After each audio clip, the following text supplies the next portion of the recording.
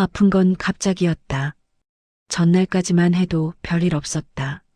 늘 그렇듯이 아침에 눈을 뜨고 부엌으로 갔다. 밥을 안 해놓으면 하루가 시작이 안 되는 것 같아서였다. 냄비에 물 올리고 쌀 씻고 반찬통 꺼내는 손놀림도 평소랑 다르지 않았다. 허리가 조금 욱신거리긴 했지만 그 정도는 늘 있던 일이었다. 이 나이에 안 아픈 데가 어디 있겠나 싶었다. 점심을 먹고 나서부터 몸이 이상해졌다. 갑자기 열이 확 오르는 느낌이 들었고 다리가 풀렸다. 잠깐 소파에 앉았다가 일어나려는데 힘이 잘 안 들어갔다. 머리가 멍해지고 속이 울렁거렸다. 그냥 쉬면 괜찮아질 거라 생각했다. 물을 마시고 이불을 덮고 잠깐 눈을 붙였다. 눈을 떴을 때는 해가 조금 기울어 있었다. 몸은 더 무거워졌고 온몸이 쑤셨다. 이건 그냥 감기가 아니라는 생각이 그제야 들었다. 휴대폰을 집어 들었다가 내려놓기를 몇 번이나 했다. 아들에게 전화를 해야 하나 말아야 하나 망설였다. 괜히 바쁜데 귀찮게 하는 건 아닐까, 별일 아닌 걸로 호들갑 떠는 건 아닐까, 그런 생각들이 먼저 들었다. 그래도 혼자 버티기에는 점점 힘들어졌다. 결국 전화를 걸었다. 몇 번의 신호음이 간 뒤에야 받았다. 평소랑 다를 것 없는 목소리였다. 나는 조심스럽게 말문을 열었다. 몸이 좀 안 좋은 것 같다고, 열도 나고 어지럽다고. 말을 하면서도 괜히 미안해졌다. 아들은 잠시 듣더니 오늘은 도저히 시간을 낼 수가 없다고 했다. 회의도 많고 빠지기 어려운 상황이라고 했다. 병원에 가야 할 것 같으면 혼자라도 다녀오라고, 요즘 병원은 혼자 가는 사람도 많다고 말했다. 금방 괜찮아질 거라며 너무 걱정하지 말라고 했다. 저녁에 다시 전화하겠다는 말과 함께 통화는 그렇게 끝났다. 전화를 끊고 나서 한동안 휴대폰을 손에 쥔 채로 있었다. 뭐라고 더 말하지도 못했고 서운하다고 말할 생각도 들지 않았다. 그냥 그렇구나 싶었다. 내가 아프다는 말은 그 정도 무게라는 걸 이제는 알 것 같았다. 집안은 조용했다. 텔레비전을 켜놓았지만 내용이 귀에 들어오지 않았다. 열은 더 올랐고 숨이 가빠졌다. 혹시라도 누가 문을 열고 들어올까 싶어서 현관 쪽을 몇 번이나 바라봤다. 하지만 아무 소리도 나지 않았다. 시계 초침 소리만 또각또각 들렸다. 그날 저녁은 결국 아무것도 먹지 못했다. 부엌에 가는 것도 힘들어서 물만 몇 모금 마셨다. 이불을 덮고 누워 있으면서 별의별 생각이 다 들었다. 예전에는 아프다고 하면 누군가는 꼭 옆에 있었던 것 같은데 그게 언제까지였는지는 잘 기억이 나지 않았다. 아마 오래전 일이었을 것이다. 밤이 깊어갈수록 열은 쉽게 내려가지 않았다. 잠이 들었다 깼다를 반복했다. 혼잣말처럼 중얼거리기도 했다. 아프다는 게 이렇게 조용한 일이었나 싶었다. 누군가에게 들키지 않으면 그냥 혼자 견디다 지나가는 일처럼 느껴졌다. 새벽녘에 겨우 잠이 들었다가 아침이 되어 눈을 떴다. 몸은 여전히 무거웠다. 그래도 누워만 있을 수는 없어서 억지로 일어났다. 거울을 보니 얼굴이 많이 상해 있었다. 그제야 병원에 가야겠다는 생각이 확실해졌다. 더 미루면 안 될 것 같았다. 외투를 걸치고 집을 나섰다. 문을 잠그면서 잠시 멈췄다. 혹시라도 전화가 오지 않았을까 휴대폰을 확인했지만 아무것도 없었다. 그냥 조용했다. 그 조용함이 이상하게 크게 느껴졌다. 그렇게 나는 혼자 병원으로 향했다. 병원에 도착했을 때는 이미 숨이 많이 찼다. 접수 창구 앞에 서 있는데 다리가 후들거려서 잠시 벽에 기대야 했다. 직원이 괜찮냐고 물었고 나는 괜찮다고 했다. 그 말이 입에 붙어 있었다. 어디서든 누구에게든 괜찮다고 말하는 게 습관이 되어 있었다. 대기 의자에 앉아 순서를 기다렸다. 주변을 둘러보니 보호자와 함께 온 사람들이 대부분이었다.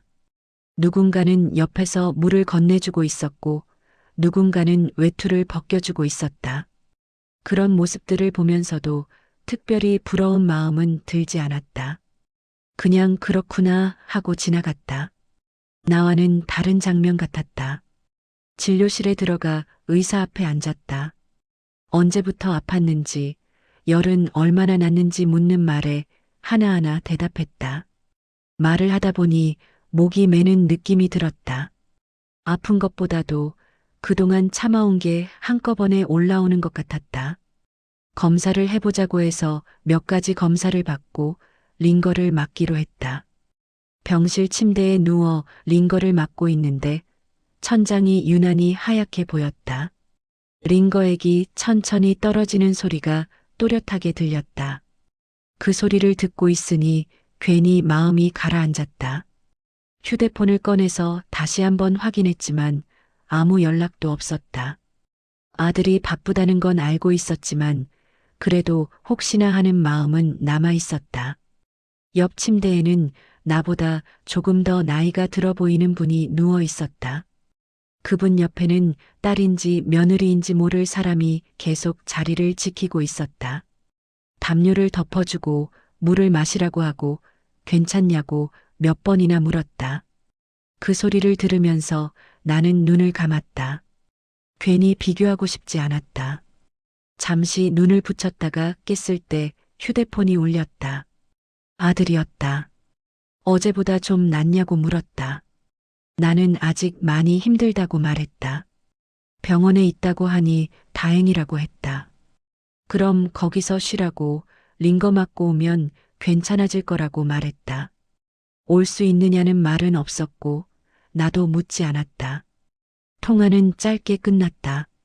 전화를 끊고 나서 휴대폰을 내려놓았다. 그제야 알 것 같았다. 내가 아프다는 사실은 누군가를 움직이게 하지는 않는다는 걸. 마음이 아프다기보다는 이제는 이해가 됐다는 쪽에 가까웠다. 나 혼자서도 다 할 수 있다고 그렇게 오래 살아왔으니까. 점심시간이 지났지만 입맛은 없었다. 간호사가 식사를 가져다 주었지만 몇 숟갈 뜨다가 말았다. 다시 누워서 천장을 바라봤다. 병실 안은 조용했고 시계 초침 소리만 들렸다. 그 소리가 이상하게 집에 있을 때와 비슷하게 느껴졌다. 여기나 거기나 결국 혼자인 것 같았다. 링거가 끝나고 퇴원 준비를 하라는 말을 들었다. 아직 몸은 완전히 낫지 않았지만 더 누워있을 이유도 없다고 했다. 계산을 하고 약을 받아들고 병원을 나섰다. 밖으로 나오니 햇빛이 눈부셨다. 잠깐 어지러워서 서 있다가 천천히 걸었다. 택시를 타고 집으로 돌아오는 길에 창밖을 바라봤다. 사람들이 바쁘게 오가고 있었다. 각자 자기 일로 바쁜 얼굴들이었다. 그 속에서 내가 아프든 말든 세상은 그대로 돌아가고 있었다. 이상하게 그 사실이 서운하지는 않았다. 그냥 담담했다. 집 앞에 도착해 택시에서 내렸다. 문을 열고 들어서니 집 안은 여전히 조용했다. 며칠 사이에 아무것도 변한 게 없었다. 신발을 벗고 들어와 소파에 앉았다. 그제야 몸이 조금 풀리는 느낌이 들었다. 약봉지를 옆에 내려놓고 잠시 앉아 있었다. 집안에 나 말고는 아무도 없다는 게 또렷하게 느껴졌다. 이곳이 내가 아프고 혼자 병원에 갔다가 다시 혼자 돌아온 자리라는 생각이 들었다. 그 생각이 머릿속에서 떠나질 않았다. 그날 저녁 나는 오래도록 소파에 앉아 있었다. TV도 켜지 않았다. 휴대폰도 보지 않았다. 그냥 조용히 앉아 있으면서 이 집에서의 나를 생각하고 있었다. 아프다는 말 하나로 알게 된 것들이 생각보다 많았다. 그날 밤 잠이 쉽게 오지 않았다. 몸이 아픈 것도 있었지만 마음이 더 깨어 있었다. 병원에서 돌아와 혼자 밥을 먹고 약을 챙겨 먹고 불을 끄기까지 모든 과정이 너무 익숙해서 오히려 낯설었다. 평생 이렇게 살아왔다는 사실을 그날에서야 제대로 마주한 느낌이었다. 새벽이 되자 잠깐 잠이 들었다 깼다를 반복했다. 허리가 쑤시고 목이 따끔거렸지만 그보다도 머릿속이 조용하지 않았다. 예전 일들이 하나씩 떠올랐다. 아이가 어릴 때 열이 나면 밤새 안고 앉아있던 기억, 감기에 걸려도 밥은 꼭 차려 먹이던 시간들, 아프다는 말을 뒤로 미루고 살았던 날들. 아침이 되자 휴대폰이 울렸다. 아들이었다. 목소리는 평소와 다르지 않았다. 몸은 좀 어떠냐고, 약은 먹었냐고 묻는 말투였다. 나는 괜찮다고 했다. 아직 힘들지만 괜찮다고. 그러자 다행이라고 말했다. 그 말 뒤에는 늘 그렇듯 다른 이야기가 붙었다. 오늘 회사에 중요한 일정이 있다는 얘기, 아이들이 학교를 가야 한다는 얘기. 통화는 짧게 끝났다. 전화를 끊고 나서 문득 웃음이 나왔다. 이 사람도 나름대로는 걱정했을 것이다. 하지만 이제는 안다. 걱정과 행동은 다른 거라는 걸. 누군가를 움직이게 하는 아픔과 그렇지 않은 아픔이 있다는 걸. 며칠이 지나자 몸은 조금씩 나아졌다. 약을 먹고 집에서 쉬면서 일상을 다시 정리했다. 하지만 예전처럼 아무 일도 없었던 것처럼 돌아가지는 않았다. 집안을 둘러보는 시선이 달라졌다. 내가 이 집에서 차지하고 있는 자리, 내가 당연하게 해오던 일들이 하나하나 눈에 들어오기 시작했다. 밥을 차릴 때도, 빨래를 넣을 때도 이게 꼭 내가 해야 하는 일인가 하는 생각이 스쳤다. 예전 같으면 그런 생각조차 하지 않았을 텐데 이제는 멈춰서게 되었다. 아프다고 말했을 때 아무도 오지 않았다는 그 사실이 계속 마음속에 남아 있었기 때문이다. 어느 날은 혼자 앉아 오래된 사진첩을 꺼내 보았다. 아이가 어릴 때 찍은 사진들이 많았다.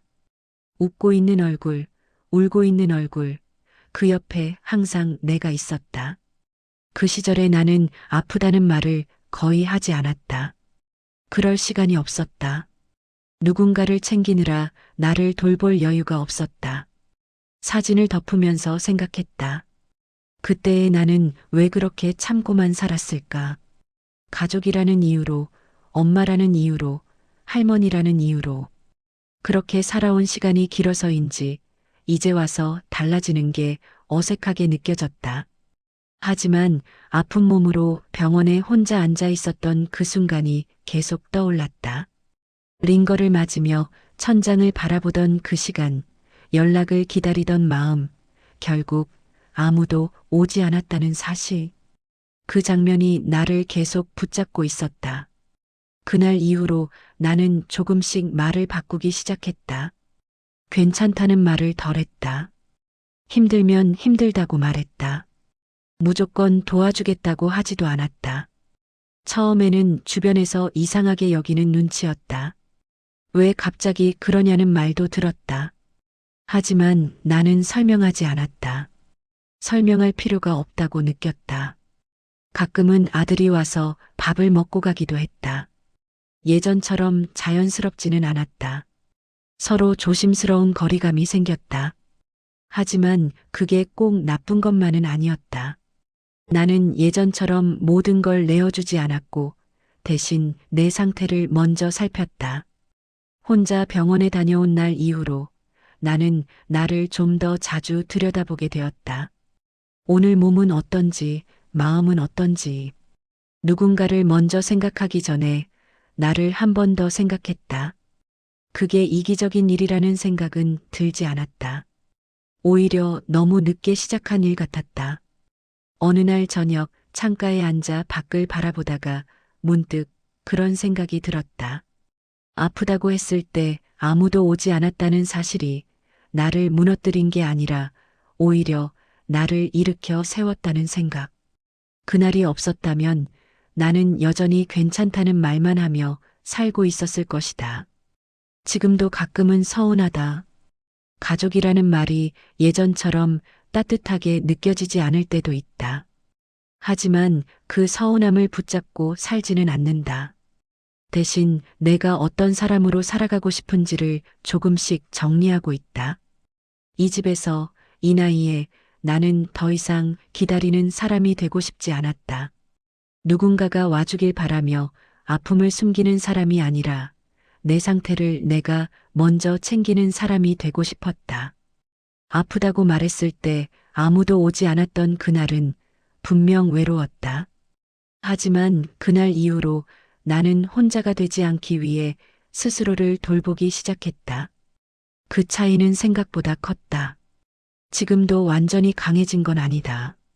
여전히 아프면 서럽고 여전히 기대가 생길 때도 있다. 하지만 이제는 안다. 누군가 오지 않아도 나는 나를 버리지 않을 수 있다는 걸.